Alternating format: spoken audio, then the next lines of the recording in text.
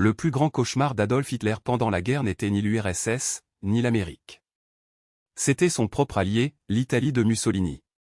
En 1940, alors que l'Allemagne s'apprête à envahir la France, l'Italie refuse d'abord d'aider. Mais quand la France est sur le point de s'effondrer, Mussolini décide d'attaquer pour obtenir sa part du gâteau. Il lance 300 000 soldats à travers les cols enneigés des Alpes pour attaquer la France par l'arrière. Le résultat?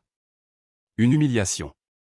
Une petite garnison de seulement 100 000 soldats français les stoppe net. Les Italiens subissent de lourdes pertes et ne gagnent pratiquement pas de terrain.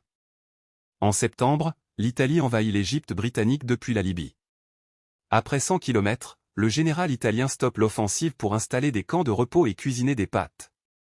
Les Britanniques lancent alors une contre-attaque, 30 000 soldats anglais écrasent 150 000 Italiens, les chassent sur 800 km et font 100 000 prisonniers.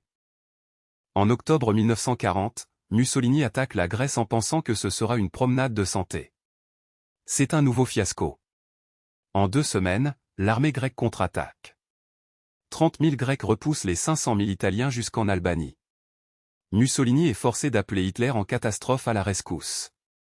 Hitler doit envoyer ses divisions pour régler le désastre italien, ce qui retarde l'invasion de l'Union soviétique de 5 semaines cruciales. 5 semaines perdues qui forceront l'armée allemande à affronter le terrible hiver russe juste aux portes de Moscou. L'Italie de Mussolini aura été le pire boulet de l'Axe. Abonne-toi.